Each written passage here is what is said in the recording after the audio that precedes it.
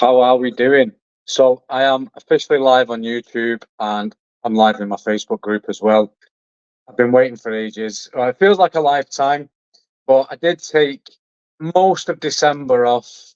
Well, half of December, half of January. So, anyways, we get to 50. I'm here. I'm using my phone. It just fell over a little bit. The beauty of live. I love going live. Um, I've got down the bottom here the power of the mind. Right. I want to tell a story about somebody that I know very, very well, right? Somebody that I kind of grew up with. I'm not going to name names or any of that, but it's how saying you can't do something over and over and over again, eventually you're not going to be able to do that thing, right? So it's going to sound a bit of a silly story, but bear with me, right? So this person that I knew when they were a child, when they were young, they were so good at spelling words that I probably can't even spell now, right? And for some reason, I don't know what happened, as they became an adult, they decided that they couldn't spell anymore. And I do apologize, my phone keeps slipping, but hey ho, it is what it is. And now they can't spell the most simplest of words.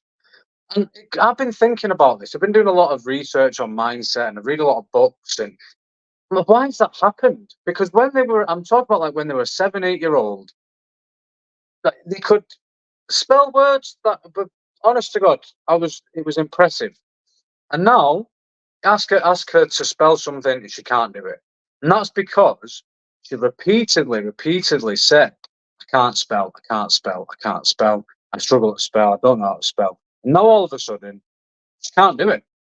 Now, it's a funny story because but why we're talking about spelling. But I'm going to keep my phone there because it keeps slipping. Anyways, so why I've been thinking about this a lot. I'm like, well, I speak to a lot of people now. I speak to a lot of people about mindset, confidence on camera, right? And they can't. They're too uncomfortable. They don't know what to say. They can't do this. They can't. And that's their mindset. They're constantly telling themselves that they don't know how to do it. And if you can change that, you can change the way you think. And just keep telling yourself you can, then you're going to be able to do it. Now I'm speaking to this friend that I grew up with at the moment, and I'm like, look, keep telling yourself you can. Now obviously you've got to practice. So I said you've got to start reading again, read books again. And it's the same with doing something like this. You've got to do it. If you tell yourself you can't, then you're never going to do it. Right, this is really now. Right, let's hope it stays there now. Yeah, and it's just a quick story. It's been something on my mind. I've actually been writing things down today. Um, like what can I talk about in a live? And I think the power of the mind is first and foremost the thing you need to sort out before you do anything. You know, I'm going to put a post out on Facebook shortly about how to people running before they can walk. Like creating content. We're trying to build online businesses, trying to make money online. We're trying to do marketing and sales and all this kind of stuff. Before you can walk, before you know how to do something. So doing something like video content, written content's a bit different because you've got time to, type it up, you can edit it, you can fix it all, you can reread it, you can proofread. You can take a couple of days doing that. But with videos and lives especially, you kind of, even if you write some bits down, you're gonna do it. You've got to just go for it. So telling yourself you can't do it, you're never going to be able to do it. Now, give me 2 seconds. Comments. Right. I can't see any comments if anyone has commented. There is only one person watching. I have no idea if that's from YouTube or from the Facebook group. I've never ever been live on YouTube. Now, I go live on TikTok. I did go live on TikTok all the time. I've started to get back into it. I obviously go live in the group a lot. So I actually don't know what the format on YouTube's like, what the people just come on like with TikTok. One time I had 350 people on there live. I don't know how YouTube works. So if you're watching this in the group and I'm a bit like trying to talk to YouTube at the same time, it's just because I've never done it before. is this the right format? Is it a good idea going live in YouTube? Hi, Peter. Thanks for joining me, buddy. So I can see comments. That's good. That's good. Like I said, I'm just testing this. I'm trying it out on YouTube and in the group to see if it works. Yeah, so the power of the mind is unreal, you know. I heard a story, and I'm going to say another quick story here. Now, I don't know if it's true. I have researched it. There's some things, some places are saying it's real, some places saying it's a myth, an urban legend. But the story goes, right, there's a guy in America back in the 80s, I think, and he's working on refrigerators and freezers on a train. And he gets locked in this train in one of the freezers overnight. So he gets locked in, everyone's gone home. And he thinks he's in the freezer and he starts freezing, he's getting cold. He starts to write on the wall, I'm getting really cold now. He says something, I can't remember the exact words of the story, but something like, you know, it's getting cold, it's getting colder. And at the bottom it says, these could be my last words. And and he ends up dying in this freezer, right? Now, again, I don't know if it's true. There's some places saying it is, some places saying they aren't. But what I'm saying is, if it is true, this guy died in this freezer, right? But the freezer was actually broken. It had been broken for several days, and he froze to death in a freezer that wasn't working. It was cold, but it wasn't freezing. So it's like he forced himself to freeze. Now, it's a bit of a sad story, really, but no, if it is true, it's quite a scary one. And if you think about, you know, you've heard stories when like mothers are in a car with a baby or their child and they have a crash and they can lift the car up or they can move heavy things. That's because the mind's letting them do it. So going back to something as simple as creating videos, you know, pressing that record button and just talking. Like, what's the worst that's going to happen? Like I put in my latest podcast episode, the thumbnail was "The camera don't bite." It doesn't bite. And if you stumble, you stumble. If you think you sound silly, you sound silly.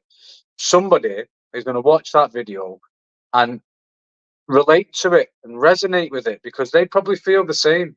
I guarantee you now, there are way more people who are scared of the camera than there are who actually like it. And I was one of them. That I was petrified of it. I didn't even feel like taking a selfie. Never mind doing a live. Like, and now going live, I love it. I absolutely love this. I've been buzzing. I've been wanting to do this since yesterday, but I had to set it up on YouTube, and I didn't really know what I was doing. So here we are. I just thought I'd do a quick live, talk a little bit about mindset.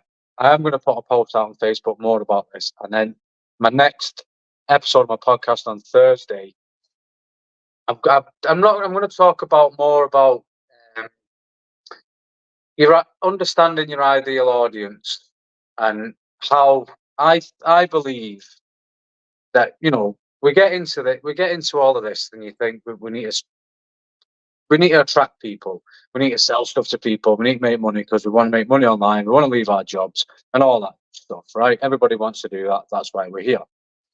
But again, going back to the run before you can walk, I think you need to get the fundamentals of you need to figure out who you are for starters, what you're all about, what can you bring to the table, irrespective of any programs or, you know, what software, anything that you're selling. Forget all of that for a minute. You know, you want to start with the basics, and the basics are creating content. That is the most important thing, I think, is getting in front of people. Now, it doesn't have to be the right people at the beginning. It just has to be people. You just have to start building an audience of people until you can find out, no, figure out what it is that you want. It's took me over 2 years to figure out this now with the online support hub and, you know, finding your fire and doing what I'm doing now. It's took a very long time. You know, it's took an awful lot of, we can say a lot of wasted time, but I have learned an awful lot in that time. So, you know, and everything that I've learned, that's why I've put the hub together to give back what I've learned. I don't want anything in return. I really don't. I've made peace with the fact that I've got a job. It pays my bills.